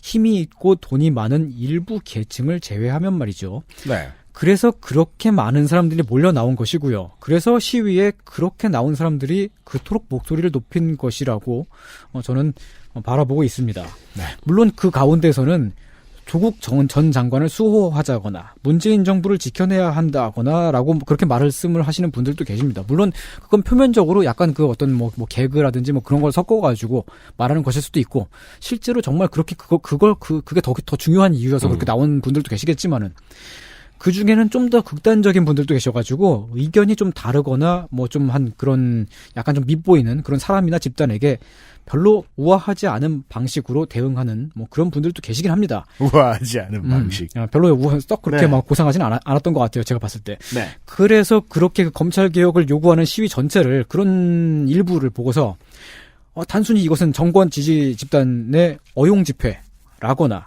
더 나아가서는 뭐 무슨 문파라거나 더 나아가서는 일부 지식층에서는 심지어 이것을 어떤 파시즘의 전조라는 식으로 하는 그런 진단을 내리는 경우도 있습니다. 실제로 어떤 신문에 많이 보고 있어요, 제가 요즘. 네, 네. 그러한 칼럼이 실리기도 했지요. 근데 그게 간단하게 평가가 되는 것인가? 그래요. 제가 이제 쭉 돌이켜보면은 저는 이제 그 미군 장갑차 압사 사건 때 말이죠. 2003년인가 2002년인가요? 뭐 그때쯤이었던 것 같아요. 그때 보면은 거기 가면은 이제 그 개량 한복 같은 거 좋아하시고 바이칼 호수라든지 수메르 문명이라든지 뭐 그런 거 좋아하시는 분들 계시잖아요. 아니, 그런 거 좋아하시는 분들은 누구예요? 이 교집합은 뭐예요? 개량 한복과 바이칼 호수와 수메르 문명의 교집합은 뭐예요? 왠지 좀 이상한 사람이라고요. 뭐 쑥과 마늘 뭐 이런 거 좋아하시고. 네. 근데 바이칼 호수는 왜 들어가 있어요? 우리 민족의 터전이었다고. 그렇게 그 생각들을 좀 하시기를 좋아하시는 뭐 그런 분들이 있었어요. 아, 무슨 얘기인지 알겠습니다. 네. 그러니까 별의별 말 안 통하는 사람들이 다 모인다는 겁니다. 많은 사람들이 모여서 한 가지 목소리를 낼 때는. 제가 그런 분들을 좋아하지 않거든요. 그 상당히 좀 제가 그 최대한 거리를 좀 두려고 노력을 하고. 그러니까 내가 바이카로에서 온 것도 아니고 내 조상이 그리고 내가 곰이나 호랑이였던 것도 아니고. 솔직히 말하면 뭐든 간에 상관없고 나는. 내가 곰이나 호랑이면 쑥이랑 마늘을 왜 먹어? 스스로 시즈닝 시키냐? 네. 네. 그리고 또 땡땡 무슨 자동차 노조가 고공농성을 할 때에는 그쪽의 집행부가 비정규직 노조하고 갈등이 있는 줄 알면서도 연대 집회를 하고 그랬습니다. 사람들이 거기랑 뭐가 잘 맞아가지고 그 노조의 성향과 그 노조의 어떤 방향성, 뜻이 잘 맞아가지고 같이 연대를 한 게 아니에요. 세월호 집회 때도 마찬가지지 않았습니까? 거기에 그 많은 사람들이 나왔는데, 뭐, 물론 통진당원들도 많이 나왔었겠죠. 근데 통진당의 노선에 동의하지 않는 사람들도 많이 나왔습니다. 그 노란 리본을 달고, 집회에 참여했던 많은 사람들 중에는 우파도 있고 좌파도 있고, 네, 그냥 소시민들도 많았고요. 경제사범도 있고, 성범죄자도 있었을 거예요. 그런 사람들이. 그러니까 나쁜 사람들만 많았다는 게 아니라 별의 사람이 다 있었을 거예요. 그렇죠. 네. 근데 그렇게 나온 사람들이 모두에게 다 서로가 동의를 하고, 아, 저 사람 다 나랑 똑같은 사람이고 나랑 괜찮은 사람이야 라고 해가지고 모인 게 아니고, 그렇게 해서 같이 움직인 게 아니지 않습니까? 그걸 원하는 사람들이 있거든요. 그걸 원하는 것처럼 말하는 사람들이 있거든요. 그런 말을 할 거면서 저 사이비 종교 집회할 때는 그거 왜 무시합니까? 원하는 게 그런 그림 아니에요? 사실은 말이죠. 제가 지금 좀 약간 부상을 입었기 때문에 검찰 개혁 집회를 구경조차 아직 하지를 못했는데요. 현장에 나가보지 못했습니다. 네, 접근하기 쉽지 않을 거예요. 네, 가보셨죠. 네. 거기서 실제로 봤을 때 정권 혹은 문재인 정권 지켜내자 등등등으로 하는 게 확실히 목소리가 좀 있긴 있었겠지만. 있긴 있는데요. 네. 나와서 많은 분들이 발언하세요. 네, 그렇죠. 발언하시는 분들마다 성격이 조금씩 달라요. 다르죠. 근데도 이제 검찰 개혁 집회가 조국 수호 집회처럼 보여서 혹은 정권 비호 집회처럼 보여서 거리를 두고 싶은 분들이 계신 건 물론 당연합니다. 왜냐하면 저도 조국 싫어하거든요. 이게 좀 약간 그런가? 아무튼 싫어하는 게 제가 조국 아니에요. 나쁘다고 생각해서 싫은 게 아니고 옆에 있으면 내가 오징어가 될 것 같고 그래요. 그냥 왠지 그냥 그런 느낌이 있어요. 키도 너무 크고. 그리고 트위터 많이 하는 사람 우린 좋아하지 않잖아요. 그렇죠. 네. 180이고. 왜 그렇게 트위터 많이 하는지 몰라. 그리고 제 아는 롯데 팬들 중에 착한 사람들도 있지만 온라인에서 만난 롯데 팬들은 꽤 착한 사람 없어요.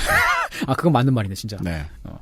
그러나 단면만을 보고서 뒷짐지고 평가를 내리고 싶지는 않습니다. 그 집회 시위에 대해서 말이죠. 이게 앞에 문장보다 중요한 문장입니다. 네네네. 네. 앞에 문장보다 이게 더 중요한 말이에요. 지금 하는 말이에요. 개혁이 필요하다는 당위 외에 실제로 지금 검찰 개혁을 할 수 있는지 사실 좀 약간 실제로 지금 해가지고 할 수 있나 잘 모르겠어요. 조금 근데 이게 제가 이렇게 분명하게 합시다 이렇게 하는 그런 타입의 인간이 아니기도 해서 그럴 수도 있는데 저는 뭐든지 다 좀 되게 회의적으로 다 보거든요. 그리고 개혁을 또 어떻게 해야 할 것인지 그런 건 제가 법학 전공자도 아니고 잘 모릅니다. 네. 어떤 식으로 하는 것이 옳은 방식인지 잘 모릅니다. 하지만은 그러나 지금도 묵묵히 움직이고 조금씩이나마 힘을 보태고 있는 분들이 계시고 네. 어쩌면 지금은 물론이거니와 앞으로도 당분간은 이해받지 못할지도 모르는 분들 그런 분들의 그런 사람들의 힘이 모여서 무언가를 할 수도 있지 않을까 하는 그런 희망 정도는 가지고 있습니다. 제가. 네. 이런 얘기였어요. 네. 저는 처음으로 시위를 나가본 게 옛날에 소고기 집회 미국산 소고기. 광우병. 광우병. 이명박 때구나. 하고, 그 다음엔 좀, 치에 나갔다기보다는 주변에서 구경을 하다가, 그리고 이제 박근혜 최순실 그때 또 나가고 했었는데, 그때마다 간 사람들이 달랐어요. 저는 그때쯤에 제가 채식을 할 때였는데, 네.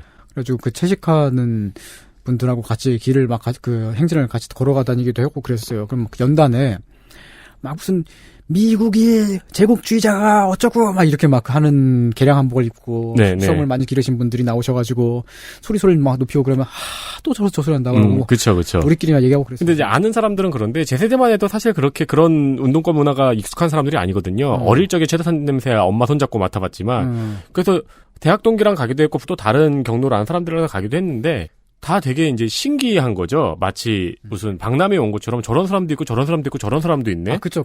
평상시에 보기 힘든 별의별 인간들이 다 있죠. 네, 그렇죠. 또 걸어다니면 저쪽에는 일본 지하철 노조인가 철도 노조 분들도 계시고 이쪽에 금속 노조 있고 또 저쪽에는 우리 같은 사람들이 와서 약간 어리둥절하게 소리 지르고 있고 그래가지고 그리고 또 어떤 특정한 정파 중에는 신문을 열심히 파시는 분들도 계세요. 맞습니다. 그래가지고 와 이건 진짜 다양한 사람들이 또 와가지고 다양한 그림을 만들고 있는 거구나라는 거가 되게 신선한 충격이었거든요. 그 시위 현장 자체가. 뉴스에서 볼 때는 그냥 많은 사람들이 한 목소리를 내고 있는 것 같잖아요. 네. 근데 실제로는 굉장히 다양한 박람회 같은 느낌인데. 그렇죠. 근데 그러한 것들이 결국 보면은 비슷비슷한 무언가로 살짝 모아지긴 해요. 그게 뭐냐면 이제 FTA 협정을 맺기 전에 뭔가 되게 불평등하게, 불공정하게 그 우리 대통령이 미국에 가가지고 되게 이상하게 검역 주권을 넘겨주고 왔는데 국회 승인을 받지도 않고라고 하는 그 어떤 절차적인 정당성이 없는데 그렇게 일처리가 된 거에 대해 가지고 분노한 것은 대체적으로 다들 공유를 하고 있었죠. 네. 그런 것들이 있습니다. 그러면 거기에서는 어떤 그 집회 참가자의 일부, 혹은 그 일부가 사실 좀 그 비중이 좀 커가지고 한 30%쯤 된다고 하더라도 그런 것만을 보고서는 이제 판단하기 좀 어려운 거죠. 그렇습니다. 뭐 광화문 집회요? 제가 안 가봐서 모르겠고, 네. 무슨 얘기를 하는지 구체적으로 들어볼 생각도 잘 못하는 사람이라 이게 참, PD가 이러면 되게 부끄러운 일인데, 잘 알아보질 못해서, 진짜로 하고 싶은 얘기가 뭔지 전 잘 몰라요. 제 친구 중에 다큐 작가가 한 명 있는데, 요즘에 열심히 거기 나가요. 그냥 거기 가가지고 이제 실제로 막 자기도 몸에다 태극기 붙이고 막 그러면서 그분들 막 만나가지고 거기 참가자들한테 이제 뭐 어떻게 왔나요? 어떻게 뭘로 먹고 사세요? 뭐 등등등 하고 막 그러는 양반이 있어요. 그러면서 이제 그걸 좀 탐구를 하는 거지. 얘기를 좀 들어보니까 그게 이제 우리에게 좀 알려지기로는 어떤 이제 빤스를 좋아하시는 어떤 목사님이 네. 헌금도 걷고 네. 그러면서 뭐 기독교 집회인 것처럼 막 뒤에다가 무슨 성령 폭발 막 이렇게 막 써 있고 폭발을 해요? 네, 성령 폭발이라고 실제로 써 있더라고요. 네. 뒤에 뒤에 커다랗게. 성령을 폭발시키면 안 되죠, 목사가. 그러게. 강림시켜야지.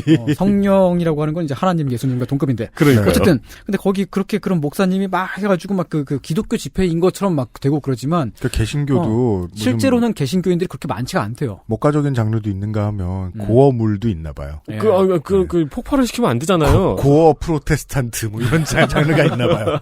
네. 하드코어 프로테스탄트. 그럼 성우를 그릴 때 한쪽은 폭발을 하나? 막 예수님이 막 총질하고 막 그런 장르도 있나 봐요. 저는 개인과 커뮤니티와 국가는 매우 밀접한 관계로 서로 밀당을 한다고 생각을 해요. 이게 그런 젊은 친구들이 보수를 넘어 극우화되는 친구들 보면은 제 믿음은 그래요. 개개인이 거의 다 되게 착하고 좋은 사람들이에요. 합리적이고. 그리고 대개의 경우는 보면은 저는 같이 일을 한다고 치면은 그런 사람들이랑 더 하는 게 그거 동의합니다. 무조건 동의해요. 적어도 저의 하급자인 경우엔 더 그렇죠. 주변에 아무 일이 없이 평화롭길 바라고, 그리고 사람이 나 말고 타인이 뭐라고 말하면 그들의 말을 가급적 믿으려고 애써요. 신이 있는 사람이고자 하고, 상대방도 신의를 지키겠거니 하고 신뢰를 가져요. 사실 이거 세상 살아보면 되게 순진한 태도죠. 그런 사람들이 상처를 받는 순간이 오는 거예요. 사람들은 입으로 말할 때랑 실제로 행동할 때랑 꽤 다르구나. 어떤 뭐를 해주는 곳이라고 모여있길래 가봤더니 실제로는 무엇을 해주지 않는구나. 그럴 때 상처받아요.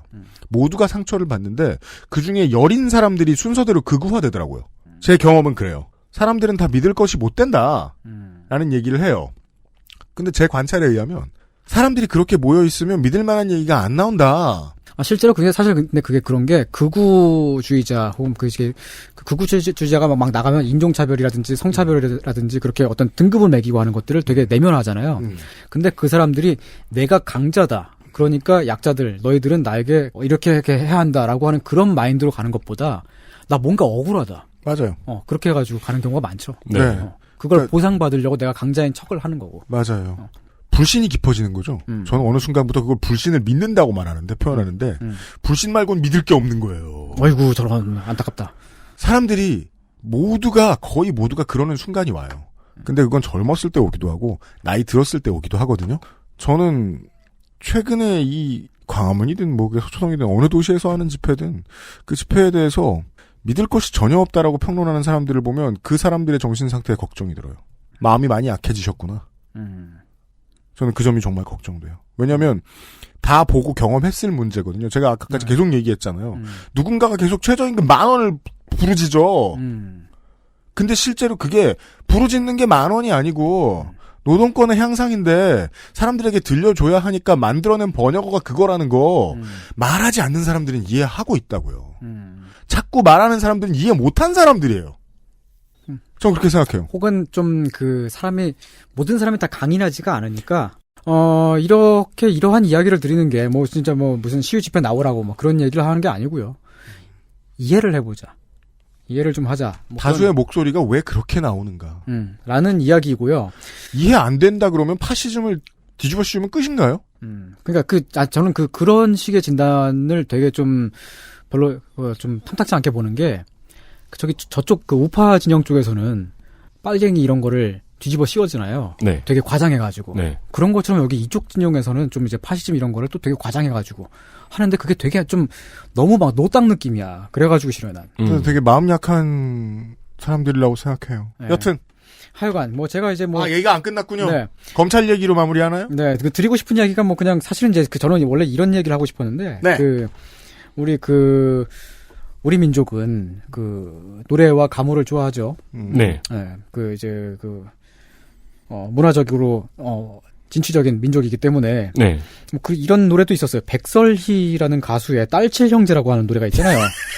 노래방 번호 1354번 1354. 어느 회사 노래? 네, 태진 미디어요. 이거 띄어쓰기를 잘해야지. 딸 칠형제야. 딸을 형제라고도 표현을. 네, 그러니까, 옛날 노래는. 딸 칠형제. 네. 그러니까 노래 가사 보면 무슨 보라색 블라우스 어쩌고저쩌고 그냥 딸이 7인 집의 딸 중에 하나의 제가 이야기예요. 좋아하는 노래예요. 좋아하는 노래인데. 나 이런. 네, 박근혜 정부 때에는 어제 제가 말씀드렸던 그런 것처럼 별의별 일들이 다 막 있었습니다만은 한 번은 제주지검장, 그러니까 직급으로 치면 무려 차관급에 해당하는 높으신 분께서 거리에서 딸 칠형제를 하셨습니다. 근데 그분은 윌이 아니고 was. 형제를 빼야죠. 그러니까 딸 칠은 윌이잖아요. 네. 앞으로. 형제. 네, 그쵸. 아니, 그런 분도 계셨는데, 사실 그게 그런 거 보면은, 정말 검사, 내가 마음속에 있는 어떤 판타즘이 있잖아요. 검사라고 하는 분들은 되게 정의롭고, 네. 우리 사회를 지켜주는, 수호하는 그런 분들이실 줄 알았는데, 저런 모습을 자꾸 보여주고 그러니까. 수호는커녕 길에서 수음을 하고 있다. 아이고야, 정말, 코를 뭔가 이미지가 그렇게 되고, 그런, 어쨌든, 근데, 네. 그분도, 결국 이제 사법 처벌은 받지 않고요. 그렇죠. 유야무야. 네. 사표를 내고 그냥 은퇴를 하셨습니다. 은퇴하고 변호사 개업하셨죠? 그래요? 네, 변호사 개업하고 첫 변론에서 아마 처음인지는 모르겠는데 성범죄자라고 할 수는 없죠. 결과를 모르니까. 성범죄 사건에 대한 변론을 했어요. 그러면서 이제 저도 과거에 부끄러운 일을 해서 처벌을 받은 적이 있습니다. 이런 식으로 변론을 했던 게 기사에 나왔었어요. 그렇군요. 이해가 아주 깊으신 분이시겠네요. 네. 어쨌든 이제 그런 경우에 이제 처벌이 안 된다. 네. 어떤 일이 벌어지더라도 근데 저는 다 그런 검사들이 있는 것이 아니고 대부분의 검사들은 훌륭하신 분들이 많으시지만 가끔 이렇게 삐딱하게 가시는 경우가 있을 때에도 처벌이 안 된다. 이거 그런 이야기입니다. 무슨 일을 해도 벌 받지 않는 사람 생각보다 한국 사회에 많습니다. 그런데 무슨 일을 해도 벌 받지 않는 그 극소수들 가운데 어떤 사람은 일반적인 다른 사람들의 죄도 묻는 특권을 가지고 있다. 네. 그것이 오래 지속되었다면 우리가 법적으로 할 수 있는 모든 억울한 사람들이 모든 일을 다 해봤는데 풀리지 않은 일들에 대한 해법, 아주 중요한 해법이 여기 있을 것이다. 검찰개혁 당장 해야 되고 먼저라고 소리 높여 외칠 만한 이유는 분명히 있다. 그렇게 생각합니다, 저는. 손희상 선생은 어떨지 모르겠지만. 그렇습니다. 네, 그렇군요. 오늘 되게 희한하게 빨간색 야구 모자를 쓰시고 턱수염을 저렇게 길러가지고 림프 비지킷 같은 인상. 약간 그러네요. 듣고 보니까. 앉아 계시네요. 네. 그렇습니다. 네. 림프 비지킷도 옛날 사람들이죠? 요즘 모르죠? 프레드 더스트요. 네. 왠지 롯데 좋아할 것 같고. 네. 네. 온라인상에서 말이죠. 네. 그거는 결과일까요? 원인일까요? 롯데의 성적과 롯데 팬들의 성격은. 롯데 자이언츠 홍보실의 교수님 할아버지. 수염 기신 분. 네. 그분만큼은 안 기렸습니다, 제가. 세상에 글만 써서 먹고 사는 흰손들이 많이 있잖아요? 그들도 직군과 커뮤니티를 이루어요? 그래요. 제가 언젠가 길게 하고 싶은 말이었는데 오늘 빨리 끝내야 되니까 짧게 하면서 마무리 지을게요. 네.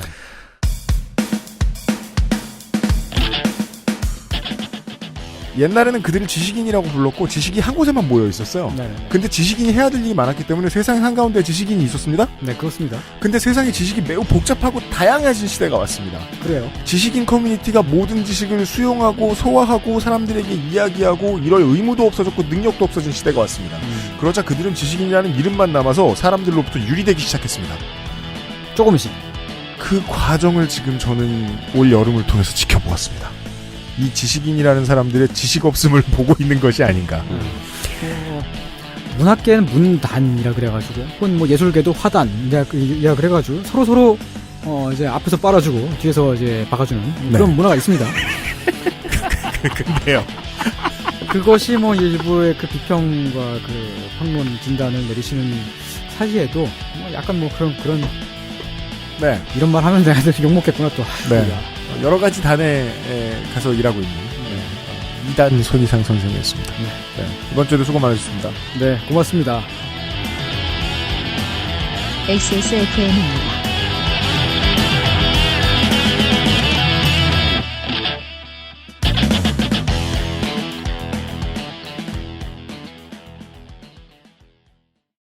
콕 집어 콕. 좋은 원료를 쓴 김치를 만들 시간이 없을 땐 콕 집어 콕. 배추, 무, 고춧가루, 생강, 전부 국산. 다시마, 홍합, 표고버섯도 아낌없이 쓰죠. 그러니까 김치가 생각날 땐 콕 집어 콕. 건강기능식품 광고입니다. 이번만큼은 제대로 마음먹은 당신. 과식과 야식을 피할 수 있다면 건강한 비움 친구 디메이트가 도움을 드릴 수 있습니다. 식사 조절, 운동, 수분 섭취, 그리고 비움 친구 디메이트. 평산네이처.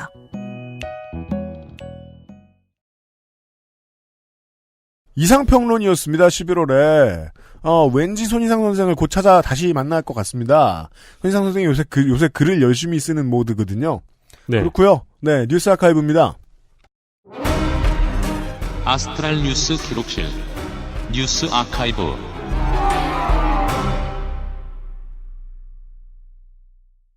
네, 2018년 11월 9일 자유한국당의 전원책 조직강화특위위원을 한 달 만에 해촉했습니다. 이게 불과 작년의 일입니다. 잘 기억해 보시면은요. 작년에는 자유한국당이 태극기 오프라인 광화문 세력과 선을 그으려고 엄청 노력했습니다. 지금 같지 않았어요. 그때는 해시태그가 태극기 광화문이 아니고 개혁, 보수, 혁신이었죠. 만약에 그 개혁 보수 혁신 모드로 오세훈 시장이 당 대표가 되고 그대로 계속해서 당시의 대한애국당과 담을 쌓았다면 지금의 광화문 집회나 서초동 여의도 집회나 똑같이 정치인들이 참여 안 했을 거예요.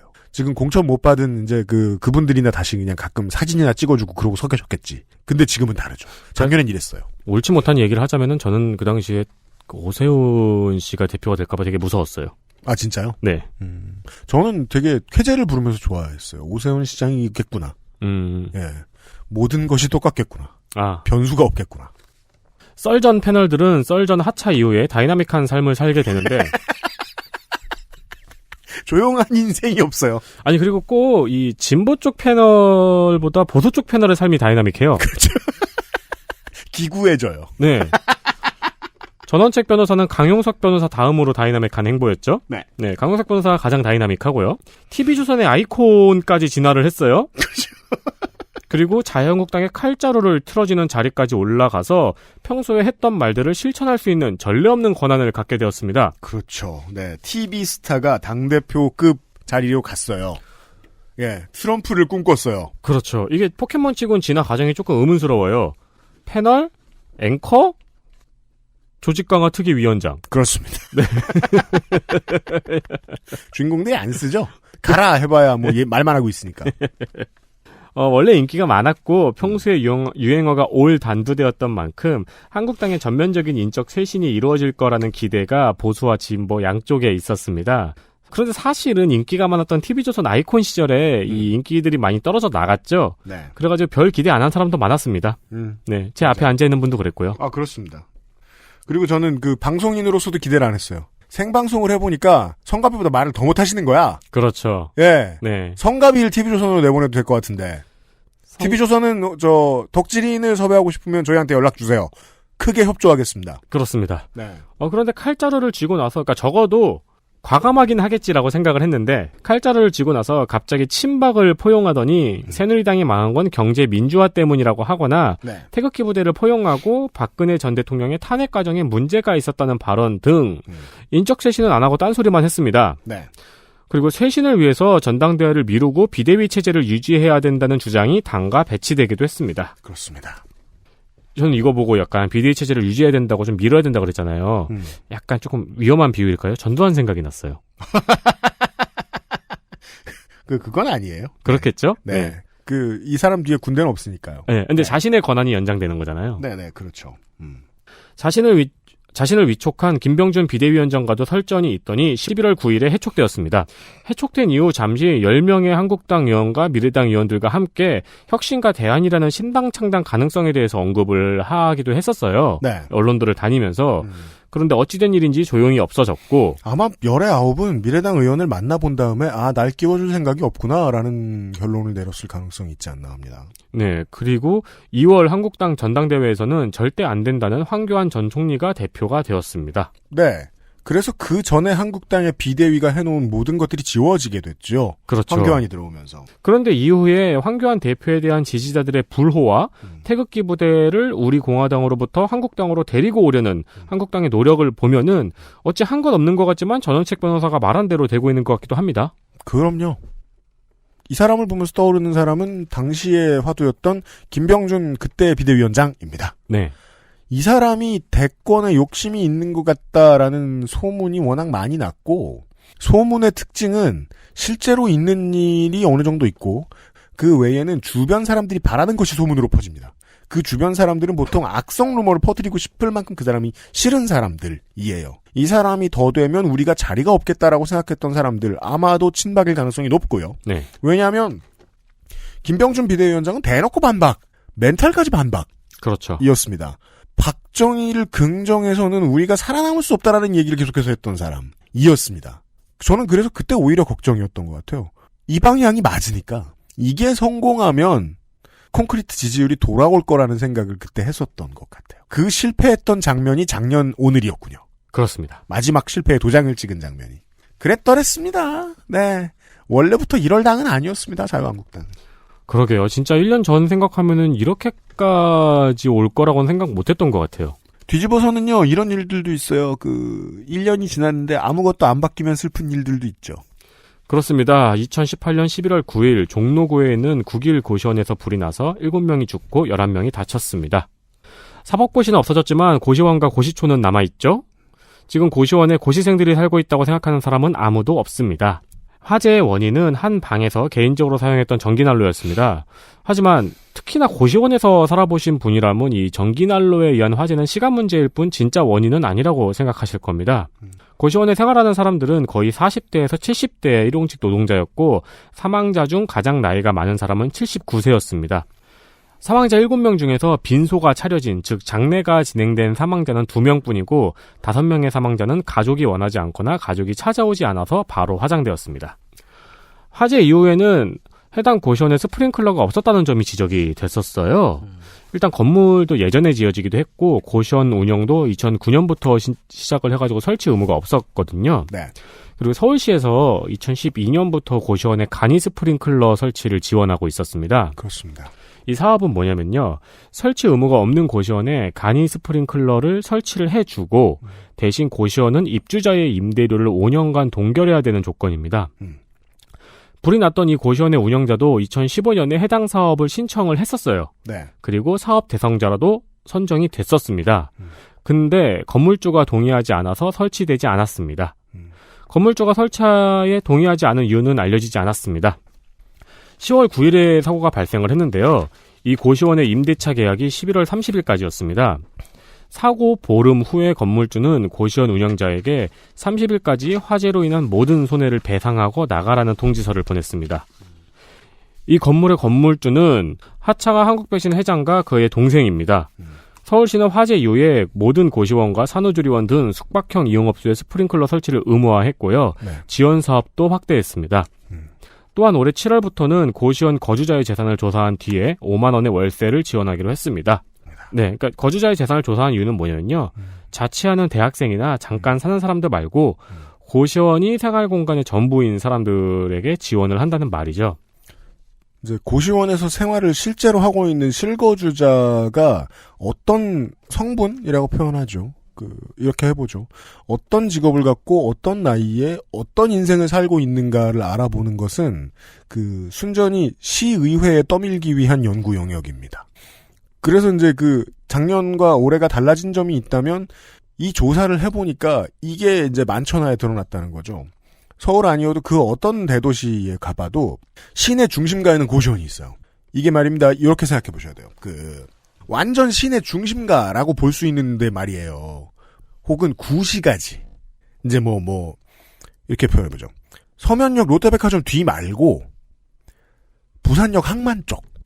강남역이 아니라 종로나 서울역. 거기에 고시원들이 많은 이유는 뭐냐? 그럼 거기 사는 사람들 알아봐야 되잖아요. 이거 하고 나왔다는 거죠. 주로 60, 70대더라. 네. 그럼 그 사람들은 왜 여기 있냐? 인력시장이 거기서 열리니까. 그렇습니다. 예. 그걸 이 일을 통해 알아내게 됐다는 거예요. 그리고 실제로 지금 부상자 11명이 있었잖아요. 이 11명한테 서울시가 임대 아파트를 단기로 제공을 했었어요. 네. 근데 이분들이 거의 거절을 했습니다. 왜냐면은 인력사무소하고 멀어가지고. 맞습니다. 새벽에 인력사무소 도저히 갈 수가 없음이 1이고요. 네. 2는 가재도구도 아무것도 없고 음식을 해먹을 수 있는 형편도 아니기 때문에 그렇죠. 밥과 김치라도 있는 고시원에서 사는 걸 희망하는 거죠. 그렇죠. 그러니까 저소득층이 빈 번듯한 집이 아니라 낡은 빌트인을 선호하는 이유 같은 게 자꾸 시의회에 알려져야 돼요.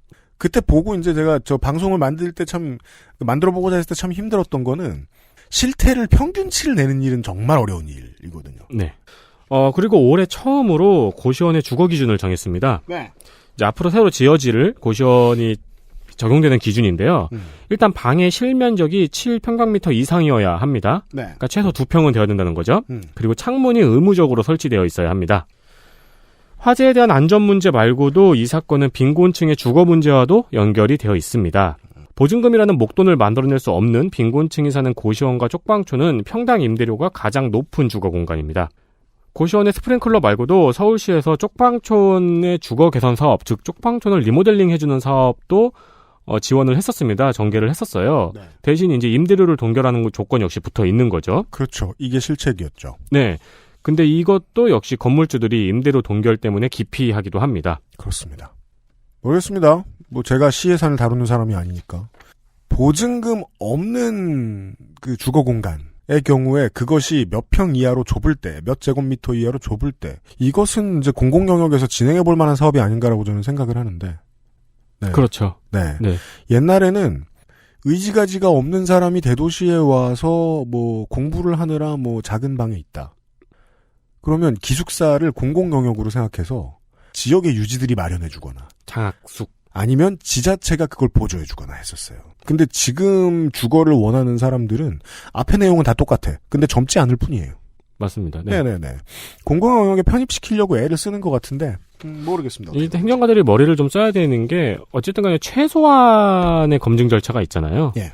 이자를 내야 된다든가 라는 최소한의 검증 절차가 있는데 그거를 전부 다 기피들을 많이 하시죠. 일용직 노동자분들이. 제가 그걸 왜 이상하게 보느냐면요. 이게 공공영역으로 왜 들어와도 된다고 생각하느냐면요. 월세를 내면서 거기에 살아야 하는 사람. 네. 반칙이나 꼼수로 들어올 수 없어요. 거기 와야 될 100%의 이유가 있어요. 그렇기 때문에 공공영역이 좋을 거라고 생각하는데 모르겠습니다. 네. 지켜보던 일이긴 했었어요. 네. 끝으로는 100년 전의 얘기네요. 90년 전의 얘기인 것 같네요. 네. 아니구나. 80년 전의 얘기. 2차 대전 때 얘기네요. 그렇습니다. 히틀러를 전국적인 스타로 만들어준 1923년 11월 9일 맥주홀 폭동이 있었죠. 이 폭동 15주년 기념일 1938년 11월 9일 홀로코스트의 전조가 시작되었습니다. 그 전에 독일 정부에게는 기념일은 아닙니다만 그 뒤에 독일을 차지하게 된 히틀러에게는 기념일. 네, 잠깐 동안 기념일이었죠. 네. 수정의 밤 학살입니다. 학살이라고 부르기도 하고 대박해라고 부르기도 하고요. 원인은 프랑스에 있던 독일 대사의 사망이었습니다. 38년 10월 28일에 독일은 폴란드계 유태인들을 추방을 했고 폴란드는 이미 이들의 여권을 무효화시켜서 이들을 받아주지 않았습니다. 이쪽에서 추방시키고 저쪽에서 안 받아주고 그러면은 추방된 사람들은 적경 지역에 갇히게 되죠. 그렇죠. 이 상황에 있던 한 가족은 파리에 체류하고 있던 17살 아들에게 이 상황을 편지로 보냈습니다.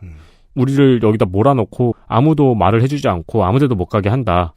이 상황이 이제 최근에 상황하고 가장 비슷한 것으로 이야기할 것 같으면 그냥 사람들의 일상에서 보자면 시리아 내전에 알레포시에서 있었던 일들 같은 얘기입니다. 거기가 또 교육도시로 유명하다 보니까 학자들도 많고 네. 연구 관련된 기업들도 많고 이러던 곳이었는데 폐허가 됐잖아요. 다 그 동네에서 내쫓기게 됐잖아요. 그러면 이제 난민 수용 시설에 살게 되잖아요. 그때 이제 먼데 있는 친척들에게 보낸 편지 같은 것들이 지구상에 많이 알려졌죠. 네. 물론 유럽과 북미 대륙엔 많이 안 알려졌습니다. 그 나라의 그 동네 언론들은 소개를 잘 안 해주니까. 그렇죠. 파리에 체류하고 있었던 폴란드계 유태인인 헤르셸 그란츠 파는 이 편지를 읽고 분노했습니다. 가족들이 지금 이상한 상황에 처해 있잖아요. 11월 7일에는 파리의 독일 대사관을 찾아가서 아무나 총으로 쐈습니다. 그때의 피해자가 에른스트 폼 라트라는 3등 서기관이었습니다. 이 서기관은 11월 9일에 사망합니다. 그런데 또 아이러니하게 이 서기관은 평소에 나치의 부정적인 인식을 좀 가지고 있었던 걸로 알려졌대요. 네, 그래서 나치에서 주시하고 있던 인물이었다고 하더라고요. 랜덤한 테러는 보통 꼭 이런 사연을 남기더라고요. 왠지 모르겠는데. 그러게요. 그게 이제 보통 폭력은 이렇게 회오리처럼 커지잖아요. 한쪽에서 정치적인 이유로 지속적으로 폭력을 가하게 되어서 억압이나 착취를 당하고 있던 사람들 중에 누군가가 테러를 저지르면 그 테러를 이유로 전쟁까지 확대되는 경우 2차 대전입니다. 그렇습니다. 이 에른스트 폼 라트가 사망한 11월 9일에 나치 당원들은 15년 전에 맥주홀 폭동을 기념하기 위해서 모여 있었고 이 자리에서 괴벨스는 이 사건을 두고 국제 유태인 조직이 음모한 암살이라고 설교를 했어요. 그러면서 이 사건으로 인한 반발 시위를 당에서 조직하진 않겠지만 자발적으로 발생하는 시위에 대해서 제재하지 않겠다고 연설했습니다. 하란 소리죠. 괴벨스는 멍청하지 않죠. 네. 나쁠지언정. 개떡같이 말해도 찰떡같이 알아들었던 나치의 지역 지도부는 폭동을 명령했습니다. 그리고 이 지침은 경찰들과 소방관들에게도 전달이 됐습니다. 이후 나치의 돌격대와 청년 단원들은 독일 전역에서 동시에 유태인의 회당과 커뮤니티, 상가 등을 때려 부수고 불태웠습니다. 소방관들에게 아까 왜 전달이 됐을까요? 불이 타도 불을 끄지 말라고 전달이 된 거죠. 이날 유태인 상점들의 유리가 깨져서 길거리에 온통 쏟아졌기 때문에 이를 크리스탈 나흐트, 수정의 밤 혹은 깨진 유리의 밤이라고 부릅니다. 하룻밤 사이에 91명이 사망을 했고요. 경찰은 3만 명의 유태인 남성을 체포해서 수용소로 보냈습니다. 그리고 수용소에서 수백 명이 사망을 했고 유태인이 집단으로 수용소로 끌려간 첫 번째 사례였습니다. 3일 뒤인 11월 12일 나치는 이 사태에 대한 책임이 유태인에게 있다는 선언문을 발표합니다. 그리고 유태인 커뮤니티에 10억 독일 마르크의 벌금을 부과하고 손해에 대한 유태인의 보험금을 몰수합니다. 그리고 이때 재산의 90%를 헌납하고 이민을 시키는 이민 정책도 시작을 했거든요. 이 모든 것들이 유태인 커뮤니티의 힘을 급속도로 약화시키는 결과를 가져오게 되죠. 이거는 이후에 유태인 추방이라든가 유태인을 절멸 수용소로 보내는 모든 과정을 전부 다 용이하게 만들어주고요. 그렇습니다. 사실 히틀러는 집권 이전부터 유태인 추방에 대한 계획이 있었습니다. 아예 듣보잡 시절이었던 때도요. 네. 그리고 나치당은 사실 집권을 하자마자 수용소를 설치하기 시작을 했거든요. 그리고 시민권을 박탈하고 전문직을 금지하는 등의 박해를 하다가 이 수정의 밤을 기점으로 확실히 본격적인 박해가 시작되었습니다. 네. 괴벨스는 나쁠지언정 멍청하지 않습니다. 그 점이 흥미롭다는 거예요.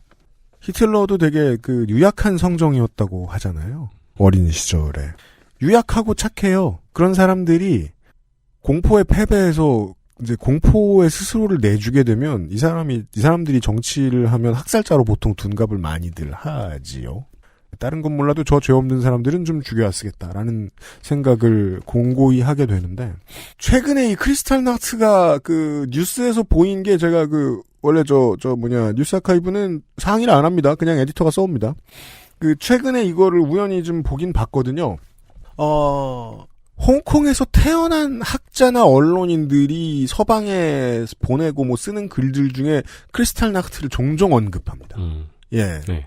중국에서 국경을 뚫고 내려온, 이전 국경은 아닙니다만, 중국에서 경계를 뚫고 내려온, 베이징에서 온 저 청년들, 강목을 들고 온, 베이징에서부터 무기를 들고 온 저 청년들이, 자기들이 순수하게 그냥 나온 것이겠느냐. 그렇다 치자. 안 말린 건 내보낸 거 아니냐. 홍콩에는 지금 수정의 밤이 반복되고 있다. 라는 이야기를 많이 합니다. 수정의 밤 사건에 대해서는요, 그 당시를 기록해놓은 책들 같은 것도 번역된 게 있는 걸로 알고 있는데 제가 지금 기억이 나지 않는데, 보면 재밌습니다. 너무 참혹하고, 실제로 있을 거라고는 별로 상상하기 힘든 얘기잖아요. 그렇죠. 예. 그리고 이건 당시의 행정부의 용인하에서 이루어졌고, 그 행정부는 그 학살로까지 이어지는 것을 지지했고요. 이제 유태인들이 많이 박해를 당한 밤이었는데 3만 명의 유태인 남성을 체포해서 수용소로 보내고 책임이 유태인한테 있다고 하면서 벌금을 부과하고 보험금을 몰수하고 오늘날 세계 최강의 미국의 의회를 유태인 단체가 어떻게 주름잡게 되었는가를 설명해주는 근거도 2차 대전에 있습니다.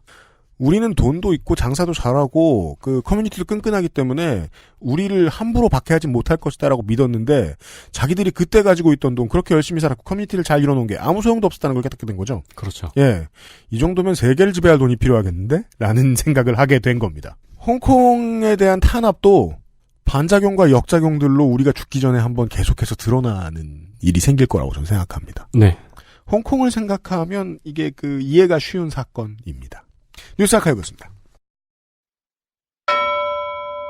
금주의 의사소통.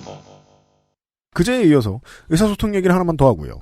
xsfm25@gmail.com으로 땡땡기씨가 사연 하나 보내주셨습니다. 계속 XSFM의 방송을 들어온 청취자입니다. 그리고 저는 28일에 집회가 있었던 서초동에 있었습니다. 지난달에 말씀하시나 봐요. 그냥 제 얘기를 하고 싶어서 이메일을 써요. 저는 변호사 시험을 준비 중입니다. 로스쿨을 나와 변호사가 되기 위해 공부 중입니다. 작년에 검사였던 선배 한 분이 세상을 떠났습니다. 건장한 30대의 검사는 밤낮 없이 일했고 귀가 중 엘리베이터에서 심장이 멈춰버렸습니다. 우리 박판규 변호사하고도 얘기했습니다마는 판사, 검사, 과로사에 노출돼 있습니다. 아주 높은 확률로. 그렇습니다. 예. 그의 장례식에서 그의 검사 동료들은 들어오고 나가는 조문객의 짬에 따라 자리 배치를 새로 하느라 밤새 자리를 옮기느라 바쁘더랍니다. 아, 이렇게 밀려나나 보네요? 그렇죠. 상석에서 한 자리 밀려나는 건가 보네요? 그렇겠죠. 평검사들이 이렇게 있다가 부장님 오시면 다시 이제 잔하고 젓가락 들고 육개장 들고 옆으로 옮겨가고 그런 식으로 하겠네. 네. 네. 옆에 있는 편육이 새 거면 좋겠지만. 네. 그리고 그래서 이제 먹던 편육을 가운데 올려놓으면 안 됩니다. 같이 가야 되죠, 그거랑. 그렇죠. 예. 그냥 한 번에 먹는 게 좋겠네요, 검사들은. 그렇게 장례식 내내 검사들이 차지한 장례식장 한 켠은 자리 하나하나에 번호가 매겨져 계속 그 주인이 바뀌더랍니다. 그 모습을 보던 제 친구 하나는 참을 수 없는 역겨움을 느껴 저를 만나 분노를 쏟아냈고 저는 제 이등병 시절이 떠올랐네요. 네, 땡땡기 씨 제 이등병 시절은 그렇진 않았습니다. 그냥 제 관물대 앞에 앉아있으면 됐습니다. 네. 이렇게까지 이상하진 않았습니다. 식당에서 자리 옮기고. 대학교에서 종종 이런 경우가 있죠? 어떤 대학은 그렇습니다. 네. 전 늘 얘기합니다. 삼수해도 괜찮다. 빠져나와라. 조국 수호를 굳이 하고 싶진 않지만 검찰의 휘두를 회초리가 조국이면 저는 그 조국이 쓰이는 걸 보고 싶어요. 제 입장은 누가 보기엔 애매할 겁니다. 검찰개혁을 외치고 로스쿨 제도를 유지 개선하겠다는 법무부 장관을 원하지만 조국과 같은 입장을 가진 다른 사람이 있다면 그 사람이 법무부 장관을 해도 좋다고 생각하니까요. 그래서 서초동에 100만이 모였다는 이야기를 들었을 때 후다닥 어떤 분위기인지 확인하러 나갔습니다. 그리고 저는 모인 사람들 대다수가 조국 수호와 검찰이 더 나빠 그 사이 어딘가에 위치한 입장을 가지고 그 자리에 나왔을 거라 믿습니다. 그걸 확인했던 것 같습니다. 유피디님도 그랬을 것 같네요. 서초역 근처 어딘가에 멍하니 서 있었습니다. 조국 수호를 크게 외치는 동행한 친구 옆에서요. 아, 이 마지막 문장은 친구분과 본인도 입장이 약간 달랐다. 감사합니다. 저는 그거 좋은 것 같아요. 아니 왜 친구들은요. 네. 혹은 배우자는 어느 정도까지는 레인지에 좀 들어가는 사람들끼리 만나는 경우가 많잖아요. 네. 근데 안 맞으면 찍는 대통령, 찍는 정당이 달라. 종교가 달라. 근데 안 맞아도요. 여러분 주변에 그런 사람 있을 거예요. 분명히. 금슬 좋은 부부도 있고 서로 친한 친구도 있을 겁니다. 어떡해요? 존중하니까요. 그렇죠. 예. 네. 아니 존중하는 사람한테 이야기를 들어야 감화가 되든 말든 할 거 아닙니까. 그렇습니다. 네. 땡땡기 씨 감사드립니다. 집안 돈 많이 해먹으셨을 텐데. 얼른 차리셔가지고. 네. 열심히 갚으십시오. 변호사가 되신 다음에도 재밌는 사연이 많으시겠네요. 그렇습니다. 뭐 변호사 여러분 뭐 웃기는 거 있으면 자기 수임한 거 함부로 또 나불대면 안 되죠. 아, 그렇죠. 그냥 본인이 삼키시고요. 네. 사연 보내지 마세요. 감사합니다. 다른 얘기는 보내셔도 돼요. 이번 주에 이상평론 시간이었습니다. 내일 시간에 다른 코너를 가지고 찾아뵙도록 하겠습니다. 유승균 PD하고 윤세민 에디터였습니다. 들어주셔서 감사합니다. 내일 봬요. 안녕히 계십시오. XSFM입니다. I, D, W, K